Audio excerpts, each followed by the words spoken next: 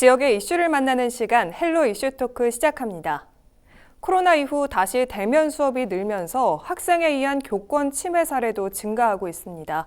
계속된 교권 침해는 교실 붕괴로 이어질 수 있는 만큼 무너진 교권을 회복하는 대안 마련이 시급한데요.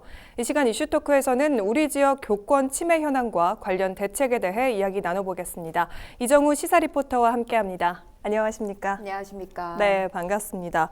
얼마 전이었죠. 이 수업 중에 교단에 들어누워서 휴대전화를 사용하는 중학생의 모습이 영상으로 공개가 됐습니다. 네.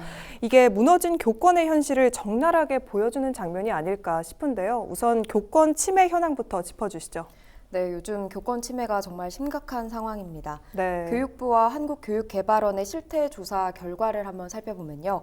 교권보호위원회에서 심의한 침해 사례는 코로나19 이전인 2019년 2,663건에서 코로나19 유행 첫 해인 2020년 1,197건으로 감소했습니다. 네. 아마 이때는 비대면 수업이 많아지면서 덩달아서 이 수치가 감소한 걸로 보이는데요. 네. 이후에 다시 대면 수업이 늘어나면서 2021년 2,269건으로 올해는 1학기에만 1,596건에 달하는 침해 사례가 발생했습니다. 네. 좀 더 세분화해서 조금 살펴보면요.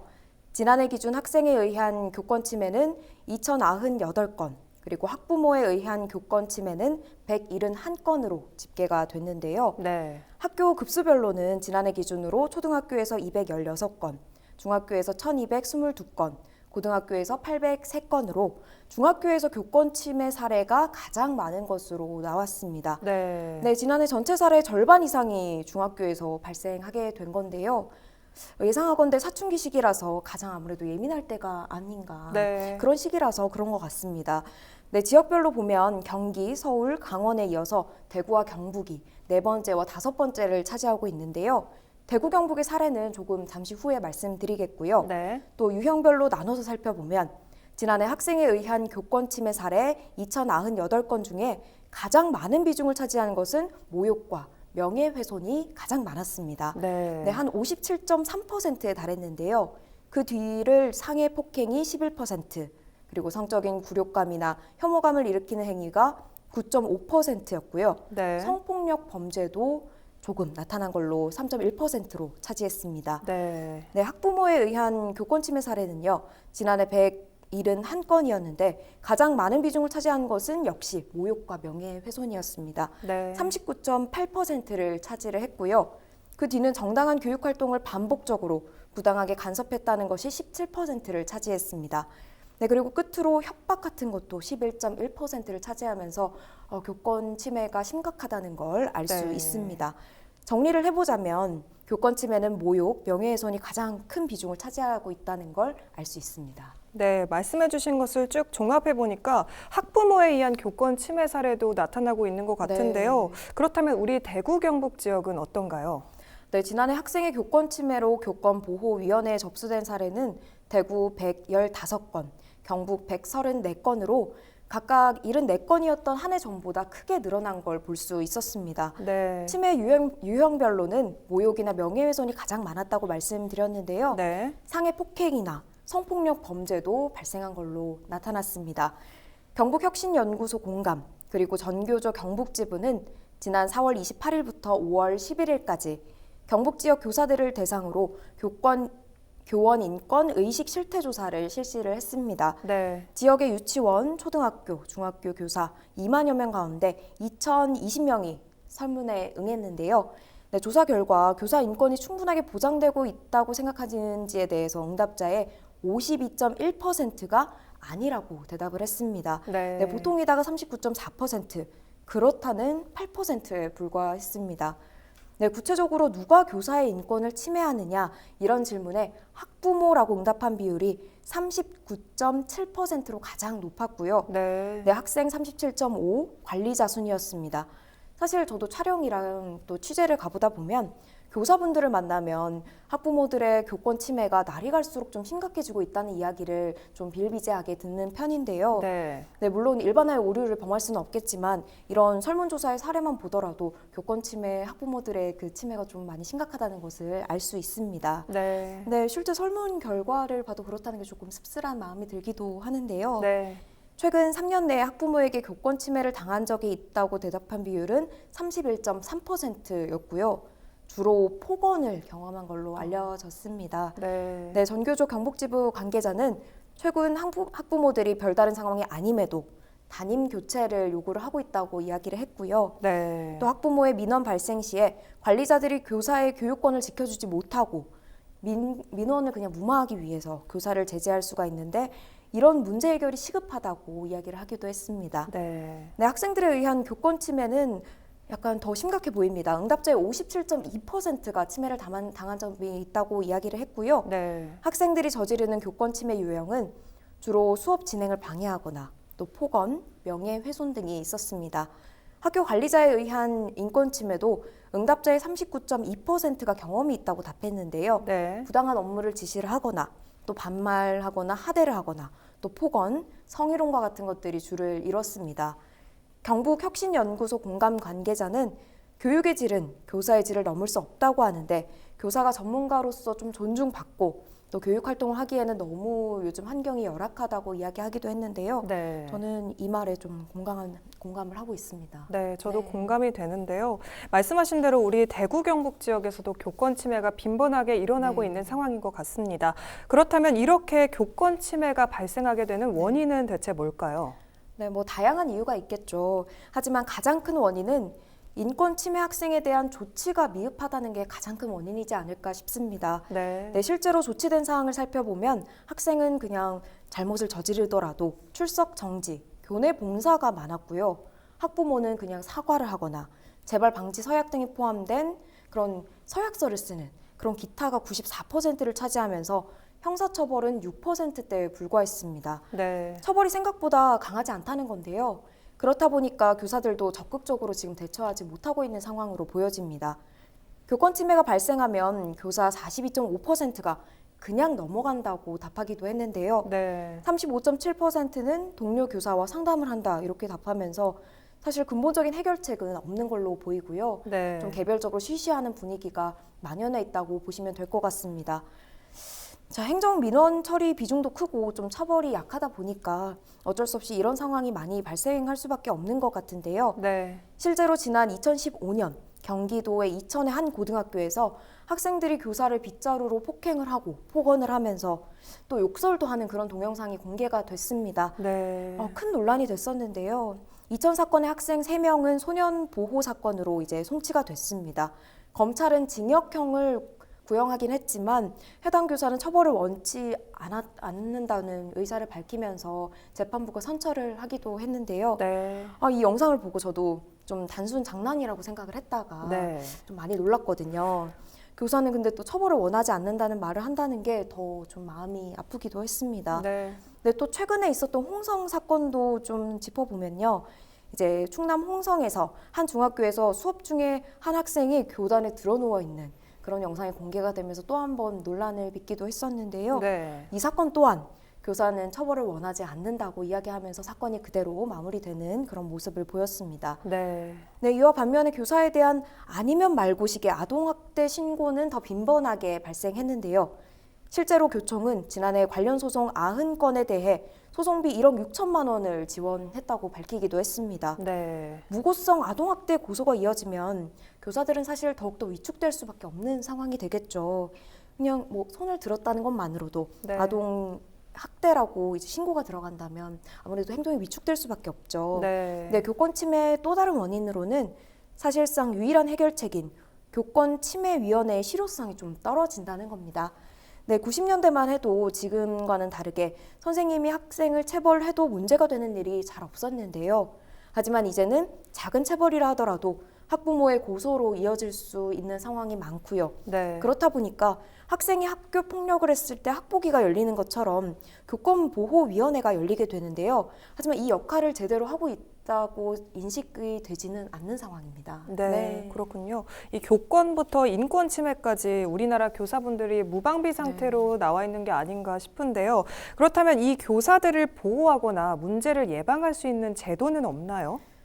일단 기본적으로 제도를 한번 살펴보면요. 네. 교육제도와 운영에 관한 기본적 사항을 다룬 교육기본법이라는 게 있습니다. 네. 그 교육기본법을 확인해 보면 제2장, 제12조와 제14조에서 학습자와 교원에 대한 그런 내용을 다루기는 하지만 생활 지도에 관한 법률은 명시하지 않고 있습니다. 네. 초등학교 중등 교육법도 마찬가지였는데요. 다만 교원 지휘법의 경우에는 제2조에서 국가, 지방자치단체, 그 밖의 공공단체는 교원이 학생에 대한 교육과 지도를 할 때 그 권위를 존중받을 수 있도록 특별히 배려해야 한다라는 명시를 하면서 이 교권에 대한 예우를 밝히기는 했지만 네. 이 역시 또 학생 생활 지도에 대한 직접적인 규정이나 또 보장해주는 사항은 아니라고 볼 수 있겠습니다. 네. 네, 또 학교 현장에서의 교사의 생활 지도 방법도 한번 살펴봤는데요. 실제로 중학교에서 20년 이상 근무한 교사들을 상대로 이야기를 해본 결과 교내 생활 지도가 거의 불가능하다고 이야기했습니다. 네, 그 이유는 대부분의 행위가 학생 인권 조례에 반하는 걸로 이제 왜곡이 될 수도 있다는 것에서 이제 출발을 하게 되는데요. 네. 교사들은 학생들과 불미스러운 일을 만들지 않기 위해서 적당한 거리를 유지하게 되면서 학생과 교사 간의 좀 유대 관계도 많이 깨지고 있는 상황이라고 합니다. 네. 그래서 저는 깜짝 놀랐던 게 얼마 전에 이제 한 학교에서는 교직원 회의에서 수업 중에 잠자는 학생들을 깨울 때는 옆자리 학생의 손을 빌려서 깨워라. 네, 이런 지시까지, 이런 전달 사항까지 내려오기도 했다고 합니다. 네. 네, 학생 인권 조례는 학교 교육 과정에서 학생의 인권이 보장될 수 있도록 각 시도 교육청별로 제정하고 공포해서 시행하는 건데요. 경기도가 지난 2010년 가장 먼저 공포하기 시작했고요. 네. 이후에 광주광역시, 서울, 그리고 전라북도, 충청남도, 제주특별자치도 순으로 시행 중입니다. 이런 내용을 좀 종합해서 보면 교사가 학교에서 문제 행동을 하는 것에 대해서 학생을 제지하는 최선은 좀 부모에게 가정 지도를 부탁을 하거나 네. 혹은 교내 위클래스라고 하는 학교 생활에 적응하지 못하는 학생들을 대상으로 하는 프로그램, 네. 그 별도의 프로그램을 보내는 것이 사실 최선이라고 볼 수 있겠습니다. 네, 그런 상황이군요. 학생들의 인권은 점점 강화가 되고 있는데 교사들의 인권은 정작 강화되지 못하고 있는 상황인 것 같습니다. 이러한 상황에서 교육부는 어떤 식으로 대응을 하고 있는지도 궁금하네요. 네, 최근에 교육부는 그간 학생의 인권과 학습권을 강화하는 조치는 지속되어 온 반면에 모든 학생의 학습권 보장을 위해서 기본이 돼야 할 교사의 인권은 그리고 권리 보호는 상대적으로 균형 있게 보장받지 못했다고 시인을 하고 있습니다. 네. 그러면서 현장의 어려움을 반영해서 이번에 대책 방안 시안을 마련했다고 밝혔는데요. 반가운 소식이 아닐 수 없습니다. 정부는 초중등 교육법 개정을 통해서 교원의 학생 생활지도 권한을 법제화를 시킬 예정이고요. 또 심각한 수업 방해 행위를 교육활동 침해 유형으로 신설하기로 했습니다. 네. 교원 보호를 위해 침해 학생에 대해서는 교육적인 조치와 출석 정지와 같은 강한 조치를 취할 예정이고요.